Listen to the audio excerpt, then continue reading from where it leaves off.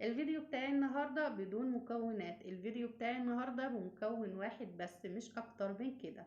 النهاردة هنعمل من البلح الناشف. لو عندك شوية بلح كده ناشفين ومش عارفة تعملي بيهم ايه، هقولك النهاردة تعالي اعملي بيهم احلى عجوة، احلى بكتير وانضف بكتير من اللي انت بتشتريها من بره. ودلوقتي طبعا احنا داخلين على موسم الشتاء، وخلاص الشتاء طبعا بتحب الدفى، ومفيش احلى من ان انت تعملي شويه مخبوزات كده لاولادك من بالعجوه، شويه قرص تعملي بيهم بسكوت بالعجوه، يحسس الولاد بالدفى ويحسسهم بالسعاده ويديهم باور ويديهم قوه ويساعدهم على التركيز. طيب هنعمل العجوه القمر اللي احنا شايفينها دي ازاي؟ هنعملها بطريقه بسيطه جدا جدا بدون اي مقادير. اي مقادير عندك متاحه، اي كميه بلح عندك اشتغلي بيها، اي نوع بلح عندك موجود اشتغلي بيه. مش هقولك تستخدمي نوع معين من البلح. تقدري كمان تخزنيها في التلاجة، بتقعد معاكي من السنة للسنة، احلى بكتير بجد بجد من اللي احنا بنشتريها من بره. طيب عملنا العجوة القمر دي ازاي؟ تعالوا كده ندخل على الفيديو بتاعنا. وقبل ما نبدأ الفيديو بتاعنا ما ننساش نسمي ونصلي على الرسول صلى الله عليه وسلم. ولو اول مرة تشوفيني وبتشوفيني من على الفيس، ما تنسيش تعملي متابعة للصفحة ولايك وشير للفيديو. ولو بتشوفيني من على اليوتيوب اعملي اشتراك للقناة، وكمان اعملي لايك وشير للفيديو. علشان نعمل العجوة بتاعتنا يا جماعة محتاجين لمكون واحد بس مش اكتر منه. هنحتاج للبلح اي كمية بلح عندك اشتغلي بيها، اي نوع بلح موجود عندك برضو اشتغلي بيه، متوقفيش على نوع معين. اي نوع عندك اشتغلي بيه. اهم حاجة بتاخدي البلح كده وبتغسليه تحت مية جارية من الحنفية مرة واتنين وتلاتة، لحد ما تتأكدي ان البلح بتاعك نظيف تماما من اي تراب او اي غبار او اي رملة موجودة فيه. كمان لو البلح عندك مركون يعني ليه فترة طويلة، اتأكدي كمان ان البلحة من جوه نظيفة ولا فيها سوسة ولا فيها اي مشكلة. انا طبعا البلح بتاعي طازة، يعني يعتبر بتاعي السنة دي، فبالتالي طبعا انا ضامنة ان البلح عندي نظيف جدا. باخد البلح وببدأ ان انا اشقه كده بالسكينة، برمي النوى اللي موجود فيه وبحتفظ طبعا بالبلح.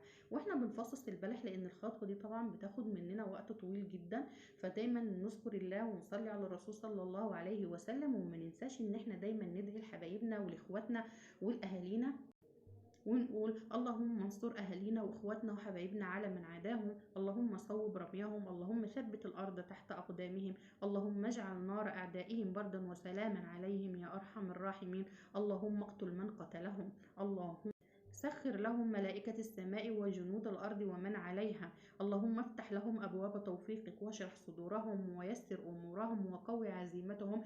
قولوا ورايا آمين، اللهم آمين يا أرحم الراحمين. طبعا لما انت بتذكري الله ودايما تدعي ان شاء الله تبقى الدعوة كده مستجابة، وفي نفس الوقت بتضيع عليكي الوقت الطويل اللي احنا بناخده فيه تفصيص البلح، لان انا زي ما قلت ان هو بياخد وقت طويل جدا. هخلص كل الكمية اللي عندي واللي قدامي دي كلها، وانا برضو بشتغل برضو دايما هردد الدعاء ودايما هردد كده الاذكار، وهردد ذكر الله والصلاة على الرسول. واخيرا خلصنا كل كمية البلح اللي عندنا، اتخلصنا من النوى بتاع البلح واحتفظنا بالبلح نفسه. الخطوة اللي جاية بقى هنعمل ايه؟ هنجيب حلة كده جميلة على النار، وهنبدأ ننزل تقريبا بحوالي ربعها من المية، مية عادية من الحنفية، مية سخنة زي ما انت حابة. لو مية سخنة هتوفر معاكي شوية في الوقت. بنزل تقريبا بحوالي 4 كوبايات، وببدأ ان انا احطهم في الحلة بالشكل ده. بتجيبي مصفى، ويفضل ان المصفى تبقى ستانلس لانها هتبقى معرضة لبخار المية علشان ما تحصلش فيها اي مشكله. وببدا ان انا انزل بكميه البلح اللي عندك. لو حاسه ان كميه البلح كبيره زي ما انت شايفه كده في الفيديو، اقسمي الخطوه دي على مرتين. بنزل كده بكميه البلح وبغطي المصفى بتاعتي بغطا يكون محكم كده، وبسيب الخليط بتاعي يغلي في الاول على نار عاليه، وبعد كده هو بعد 10 دقايق او ربع ساعه ببدا ان انا اهدي عليه النار. من وقت للتاني بتبداي ان انت تفتحي كده الغطا بتاع الحله، وتبداي تقلبي البلح بتاعك من تحت لفوق، لان طبعا اللي تحت هتبقى واصله له درجه سخونه اكتر، فبالتالي هيستوي اكتر من اللي هو موجود من فوق. هنكرر الخطوه دي تقريبا لمده ربع ساعه او تلت ساعه. طب هعرف ازاي ان البلح بتاعي استوى؟ باخد كده حبه صغيرين في طبق خارجي، وهبدا ان انا اهرسهم بالشوكه. لو حسيتي زي ما انت شايفه في الفيديو ان البلح بتاعك خلاص ناعم وطري وخلاص استوى معاكي كده اوكي. لا حاسه ان البلح لسه ماسك نفسه شويه ولسه ما استواش قوي، سيبيه كمان 5 دقايق او 10 دقايق كمان تانيين. انا كده خلاص البلح عندي استوى وخلاص. شايفين بقى شويه الميه اللي نازلين دول فيهم كل الخلاصه بتاعت البلح؟ ضيفي عليهم لتر كده ميه واضربيهم في الخلاط، هتعملي احلى عصير بلح وادعيلي بقى. بعد ما خلصنا الخطوة طبعا بتاعة الحلة اللي كانت على النار، هسيب البلح يهدى معايا شوية. وهنا ليكي اختيارين، ممكن تشتغلي في الكبة زي ما انا عاملة كده، وممكن كمان تشتغلي في الفرامة. ولو وصلتي كمان معايا لحد هنا في الفيديو، ما تنسينيش باللايك كده والسبسكرايب، وشيروا الفيديو يا بنات علشان يوصل لأكبر عدد من الناس، وتعم الفايدة على ناس كتير. بحط كده كمية من البلح، برضو الكمية اصلا اللي انا عاملاها طبعا كبيرة شوية، فبالتالي برضو بقسمها على مرتين. وهنا هشغل عليها الكبة. بنحط البلح بتاعنا في الكبة ونبدأ نضغطها. هنشتغل على البلح ازاي؟ هنشتغل بنظام ان انت تضغطي شوية وتستني شوية، تضغطي شوية وتوقفي شوية، لان البلح طبعا اصلا في نسبة سكر كبيرة، فتحسي ان هو البلح ملزق قوي في بعضه. فبالتالي من وقت للتاني بتفتحي الكبة وتبدأي تنزلي الحاجات اللي هي على الجوانب، وترجعي ان انت تشغلي عليه الكبة مرة تانية لحد ما تحصلي على قوام ناعم جدا جدا. لو مش موجودة عندك الكبة، عادي جدا اشتغلي في مفرمة، وبرضو النتيجة هتديكي نفس النتيجة اللي انت شايفاها كده في الكبة. شايفين البلح عندي بدأ ان هو بالفعل ينعم زي ما احنا شايفين. طبعا انا من وقت للتاني بفتح الكبة وانزل الحاجات اللي موجودة كده على الجوانب لحد ما بوصل للمرحلة اللي احنا دلوقتي هنشوفها مع بعض. شايفين قمر؟ شايفين اللون؟ بجد قمر. لو انت اشتريتي من بره مش هتاخدي النتيجة دي نهائي. احنا مش عارفين بيتضاف عليها ايه.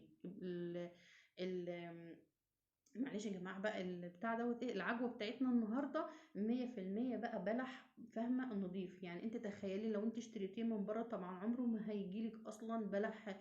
هياخدوا كده بالبلحة ويغسلوها ويفصصوها ويضمنوا ان هي نضيفة. انت البلح بتاعك النهاردة ضمناه على ايديكي. بعد ما وصلنا للنتيجة دي كده احنا وصلنا للعجوة الخام.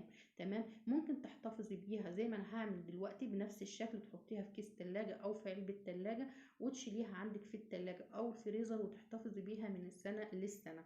ممكن تاخدي كده الخليط بتاعك وتبدأي تاخديه كده على النار، تحطي عليه معلقة او معلقتين من الزبدة، ممكن تضيفي له رشة بسيطة من القرفة، ممكن تديله معلقتين 3 من السمسم.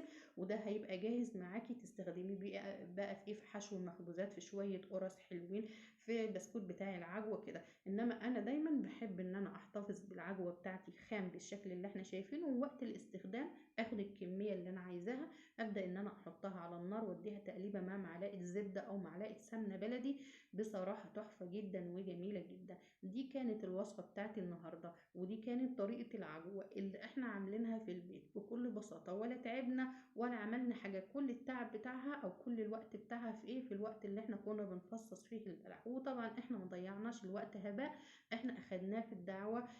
لعل ان شاء الله كده ربنا يستجاب مننا، وما نبخلش عليهم باي حاجه نقدر نعملها لهم، وحتى لو كانت مجرد دعوه ما تستهونيش بيها. ده كان الفيديو بتاعي النهارده، ودي كانت وصفتي. اتمنى الفيديو ينال اعجابكم، والى اللقاء في فيديوهات تانية ان شاء الله.